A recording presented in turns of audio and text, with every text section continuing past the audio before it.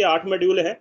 यहाँ पे आप देख सकते हो बॉडी साइंस के नाम से मैंने फर्स्ट मॉड्यूल तैयार किया है, सेकंड है, एंड उसके बाद आपका और भी मॉड्यूल है इसके अंदर। ऑलरेडी 8 मॉड्यूल इसके रेडीमेड तैयार कर चुका हूँ, तो अभी हम फर्स्ट मॉड्यूल के अंदर ही हैं अभी, जो आज हम कुछ कवर करेंगे और फाइनल इसको एक बार और सेशन होगा हमारा, तो उसके अंदर ये चीज़ें कवर हो जाएंगी। और इसके बारे में जानना बहुत ज़्यादा जरूरी है। एज ए आप हेल्थ कोच या हेल्थ एडवाइजर इन फ्यूचर आप एक अपना कैरियर बिल्डअप करना चाहते हो, बैकअप में हमारा स्लीपिस वेलनेस है, क्योंकि आप कोई भी चीज़ इसको इंट्रोड्यूस करते हो लोगों को, तो लोगों को हेल्थ के सपोर्ट के लिए आपको प्रोडक्ट की रिक्वायरमेंट होती है। तो प्रोडक्ट हमारे स्लीपिस के ऑलरेडी बहुत ही अच्छे उम्दा प्रोडक्ट हैं, लेकिन साथ ही साथ यदि आप अपनी प्रमोशन करते हो, हेल्थ कोच के तौर पे अपना ट्रस्ट बिल्डअप करते हो, तो आपका ज्यादा क्रेडिबिलिटी बनेगी, ज्यादा लोगों के अंदर ट्रस्ट आएगा, और आपके साथ वो लोग भी आपके साथ आना चाहेंगे जो डायरेक्ट सेलिंग को शायद पसंद नहीं भी करते हैं या नहीं करना चाहते, तो वो लोग भी आपसे हेल्प मांगेंगे, हेल्प मांगेंगे, आपसे सपोर्ट मांगेंगे। तो उन सब चीजों के लिए जरूरी है कि अपनी लर्निंग के ऊपर फोकस करें, साथ साथ स्लीपियस करें, और उसके बैकअप में साथ साथ इस चीजों को भी लेके चलें, और आपको बहुत अच्छी समझ यहाँ पे बढ़ेगी।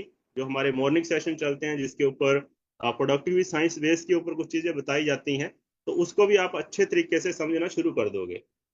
तो जहाँ पे मैंने हेल्थ कोच के नाम पे जो मॉड्यूल फर्स्ट तैयार किया था, इसके अंदर मेरे 8 मॉड्यूल रहेंगे। ह्यूमन बॉडी इंट्रोडक्शन के ऊपर जो फर्स्ट मॉड्यूल है, सेकंड मॉड्यूल है हमारा सेल फिजियोलॉजी के ऊपर, ब्रेन और नर्वस सिस्टम के ऊपर। नेक्स्ट जो हमारा फोर्थ मॉड्यूल है हार्मोनल सिस्टम। उसके बाद फिफ्थ में है gut, liver and immunity, blood circulation कैसे काम करता है, लाइफस्टाइल डैमेज सीरीज के ऊपर बात करेंगे, एंड रिकवरी एंड हीलिंग के ऊपर। तो ये 8 मॉड्यूल के अलावा भी बहुत से इसके अंदर चीजें ऑलरेडी पाइपलाइन के अंदर है जिसके ऊपर हम काम करेंगे, लेकिन सबसे पहले जो टारगेट है कि इन 8 मॉड्यूल को हम कवर करें कैसे भी करके। और फर्स्ट मॉड्यूल के अंदर मैंने काफी चीजें जो कवर कर चुका हूँ, इनको रिपीट नहीं करूंगा। चाहो तो आप इसको यूट्यूब के ऊपर एक बार देख सकते हो। तो मैं सीधा अभी चलूंगा जो हमारा आज का टॉपिक है होम्योस्टेसिस के ऊपर। तो इसको एक बार मैं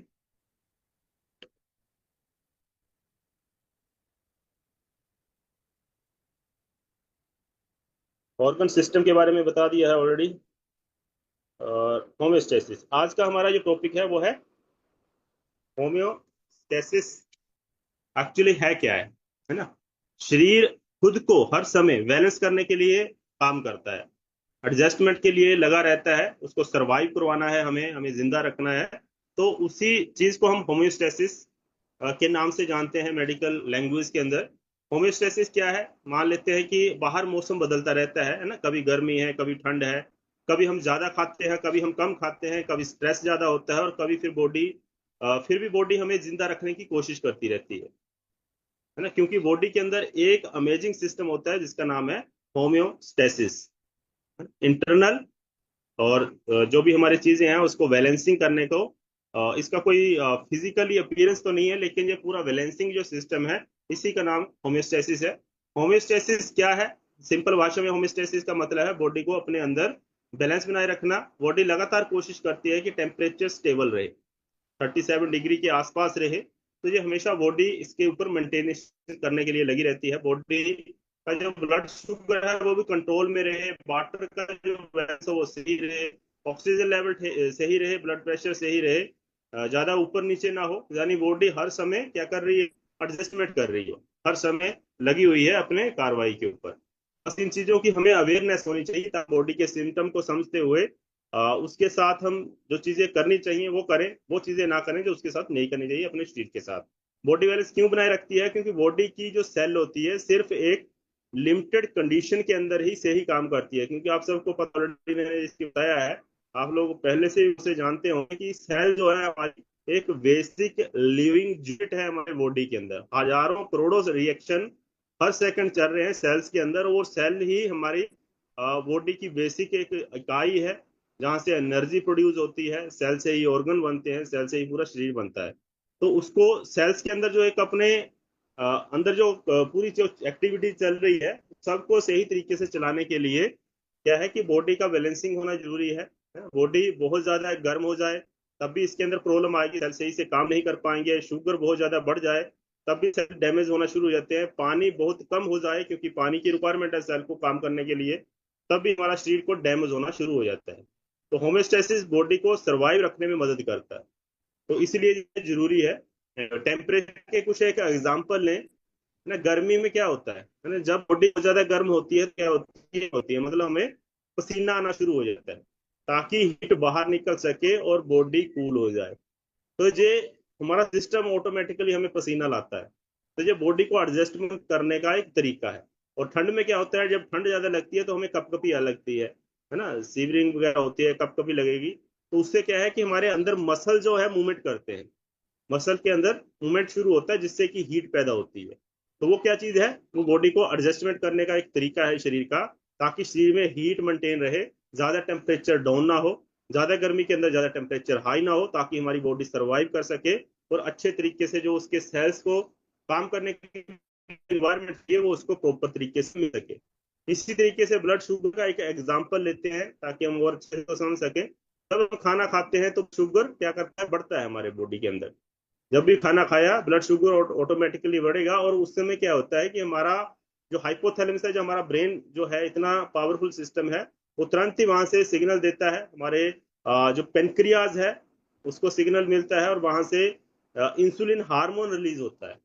और वो इंसुलिन हार्मोन क्या करता है कि शुगर सेल्स को, शुगर जो होती है, जो हमारा ग्लूकोज होता है, उसको सेल्स के अंदर इंटर कराने का काम करता है इंसुलिन।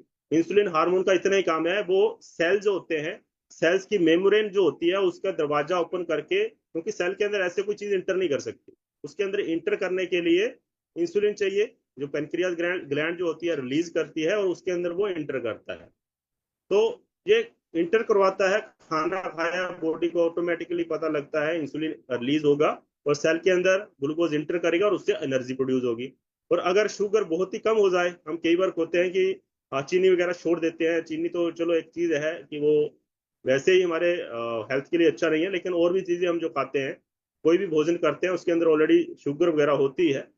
तो जब भी हम कम खाते हैं है ना, या फास्ट करते हैं, तो बॉडी दूसरी प्रकार की हार्मोनल एक्टिविटी करती है। वो क्या एक्टिविटी करती है कि जब बॉडी को भी रिक्वायरमेंट है, सेल को तो काम करना है, उससे कोई एनर्जी प्रोड्यूस करनी है, उसको शुगर यानी ग्लूकोज की जरूरत है, लेकिन बॉडी पहले से ही बहुत सा ग्लूकोज ग्लाइकोजोन के रूप में हमारा लीवर जो होता है स्टोर रखता है, तो उसको रिलीज करना शुरू कर देती है। तो वो भी एक एक्टिविटी है, किस चीज की, एडजस्टमेंट करने की, होम्योस्टेसिस की एक एक्टिविटी है कि सरवाइव करना है बॉडी को, तो उसके लिए दूसरी एक्टिविटी करेगा। अभी लीवर के पास भी यदि ग्लूकोज कम हो जाता है, तो फिर उसके बाद जो हमारा फैट सेल होते हैं उसके अंदर भी स्टोर होता है, तो वहां से लेना शुरू कर देते हैं। तो बॉडी हर समय कोशिश करती है हमें एडजस्टमेंट करने के लिए। इसी तरीके से वाटर बैलेंस के एग्जाम्पल समझते हैं। अगर बॉडी पानी की कम हो जाए तो क्या होता है, प्यास लगती है। एक बंदा कॉन्शियस नहीं है, जिसका माइंड सही से काम नहीं करता, उसको पता नहीं चलेगा मुझे कब प्यास लग रही है, कब भूख लग रही है। लेकिन जब एक कॉन्शियस आदमी है तो उसका ब्रेन डिटेक्ट करता है, और हमें भूख का एहसास होता है, प्यास का एहसास होता है। क्यों? क्योंकि हमारे बॉडी को उस समय रिक्वायरमेंट है, ये पूरा एक्टिविटी चलती है, क्योंकि ब्रेन डिटेक्ट कर लेता है कि वाटर लेवल कम हो रहा है, किडनियां भी पानी बचाने की कोशिश करने लगती हैं। तो ये सारा एग्जाम्पल है होम्योस्टेसिस का। होम्योस्टेसिस कौन कंट्रोल करता है? बॉडी में यही सिस्टम मिलकर काम कर रहे हैं ना, उसमें होम्योस्टेसिस मेंटेन जो करते हैं, जैसे नर्वस सिस्टम। हमारे बॉडी के अंदर जो नर्वस सिस्टम है बहुत ही एक पावरफुल सिस्टम है, जो फास्ट रिस्पॉन्स करता है हमारे शरीर को, जिस चीज की रिक्वायरमेंट है वो तुरंत सिग्नल देगा ब्रेन के माध्यम से, और उसी तरीके से एडजस्टमेंट होना शुरू हो जाता है।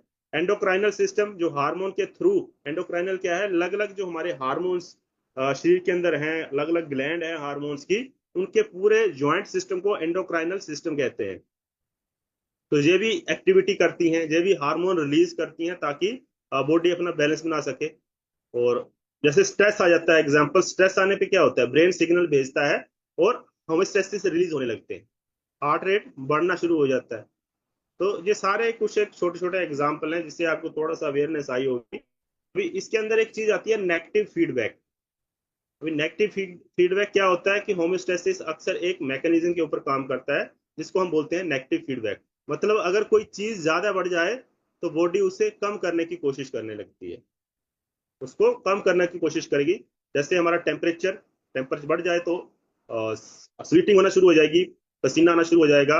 और टेम्परेचर कम हो जाए तो सीवरिंग वगैरह, ठंड वगैरह जैसे लगती है, तो हम उसमें कब कभी शुरू हो जाती है, ताकि मसल्स अंदर अपना एक्टिविटी करें जिससे कि हीट पैदा हो सके। तो बॉडी हमेशा लगातार कोशिश करती रहती है। ऐसे किसी का थायराइड का पेशेंट होता है, तो थायराइड पेशेंट के ऊपर भी आप देखते हो कि एक ब्लड रिपोर्ट जो उसमें की जाती है, टीएसएच हाई टीएसएच लो।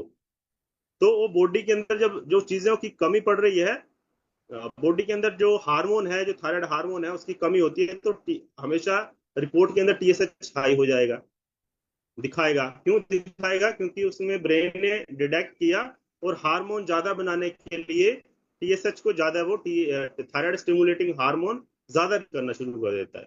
और यदि हमारा थायराइड हार्मोन ज्यादा बन रहा है तो टीएसएच उसमें लो हो जाता है, कम हो जाता है, ताकि हार्मोन कम बने। तो ये भी एक कंडीशन है होम्योस्टेसिस की, बॉडी को एडजस्टमेंट करने की। तो इसके अंदर लाइफस्टाइल जो होता है, लाइफस्टाइल होम्योस्टेसिस को डिस्टर्ब करता है। जैसे हम कम सोते हैं, है ना, पुअर स्लीप भी हमारा, देखो सिस्टम हमारा होम्योस्टेसिस क्या कर रहा है कि आपको नींद लगेगी, एक बार आपको ऐसा एहसास होगा कि मुझे नींद आ रही है, तो ब्रेन ने तो सिग्नल दिया। लेकिन आज क्या होता है कि ज्यादातर लोग उस सिग्नल को डिटेक्ट ना करके जबरदस्ती करते हैं कि चलो 1 घंटा और 2 घंटे और सुबह लेट उठ जाएंगे, तो हमने जबरदस्ती करके उस नींद को अवॉइड कर दिया और उसको डिस्टर्ब करना शुरू कर दिया। तो उससे हमारा लाइफस्टाइल डिस्टर्ब होगा। ब्रेन ने तो डिटेक्ट करके बता दिया कि भैया अभी तेरे को जरूरत है, तुझे सोना चाहिए। तो ये भी डिस्टर्ब करती है हमारा होमेस्टेसिस, जब हम उसको इग्नोर करना शुरू करते हैं। स्ट्रेस, स्ट्रेस के अंदर कार्डिसोल जब बढ़ जाता है, तो कार्डिसोल बढ़ने से बहुत सी एक्टिविटी शरीर के अंदर बढ़ जाती है। ब्लड शुगर आपका बढ़ेगा, आपका हाई बीपी होना शुरू हो जाता है, डाइजेशन आपका खराब होना शुरू हो जाएगा। तो ये सारी है, स्ट्रेस को भी मेंटेन करना जरूरी है, उसको नहीं बढ़ने देना है। जंक फूड, फास्ट फूड, ये सब ब्लड शुगर को डिस्टर्ब कर सकते हैं।